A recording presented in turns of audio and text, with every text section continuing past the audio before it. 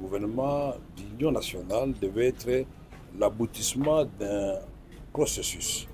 Commençons d'abord par la cohésion nationale, retrouvons la paix ensemble et cherchons les acteurs qui sont à la mesure des défis du moment. Il faut faire et rassembler tous les Congolais, c'est-à-dire la cohésion nationale, parce que nous sommes en guerre. Deux, nous devons faire en sorte que l'objectif de la paix soit l'objectif numéro un pour recouvrer l'intégrité territoriale de notre pays, pour recouvrer la souveraineté de notre pays et mettre fin à la guerre. Et pour cela, la démarche est simple. Il faut d'abord identifier qui sont les protagonistes. Si le terrain militaire, nous savons que c'est les M23, c'est le Rwanda, c'est dans une certaine mesure l'Ouganda, et du côté de l'espace libre, c'est le gouvernement de la République démocratique du Congo.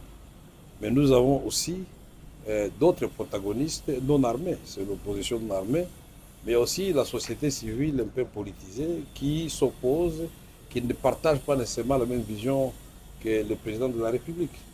Quand vous avez identifié ces acteurs-là, vous pouvez procéder par étapes. Commencez d'abord par mettre de l'ordre au sein de l'Union sacrée, qui soutient le président de la République. Est-ce qu'au sein de l'Union sacrée, nous avons mis de l'ordre? Est-ce que nous parlons tous le même langage? Est-ce que nous soutenons tous les efforts du président de la République? Est-ce que nous sommes tous mis à contribution pour soutenir le président de la République? À ce moment-là, la main tendue du président pourrait commencer par les organisations politiques de l'opposition qui le souhaitent ou qui l'acceptent. Autrement, prendre des individus qui seront rejetés au lendemain des publications du gouvernement, ça fait débauchage et ça ne peut pas marcher. Et donc nous saluons cette démarche du président de la République qui est aujourd'hui entreprise par le Conseil spécial sur l'État en matière de sécurité, le professeur Libéral, que je connais très bien, et je crois qu'il va réussir cette démarche. Et moi, je conseille que nous puissions y aller par étapes.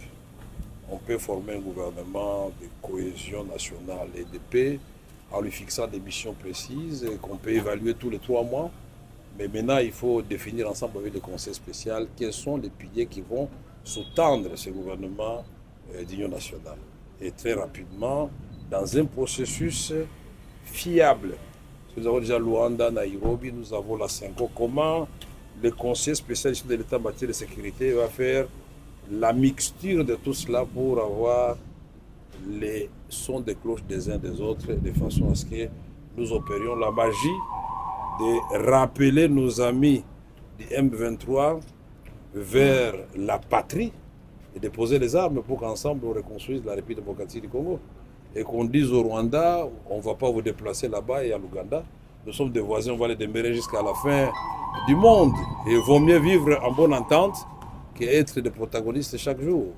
Et nous avons dit aussi au Conseil spécial du président en matière de sécurité que le président, en ce moment, doit faire en sorte qu'on ne puisse pas tolérer que n'importe qui passe à la télévision ou dans les réseaux sociaux parler à son nom pour énerver justement cette démarche de la recherche de cohésion nationale et de recouvrir la paix dans notre pays. Plus nous sommes unis, plus nous sommes forts. Il ne faut pas qu'il y ait contradiction entre l'objectif, la pensée des chefs de l'État et les actes qui sont posés sur le terrain, par les institutions, par les individus. Il ne faut pas frustrer les gens davantage si nous voulons aller très loin. Et moi, croyant, je suis convaincu que, quelle que soit la durée de cette guerre, la paix c'est pour demain. Ça dépend de nous. Merci beaucoup.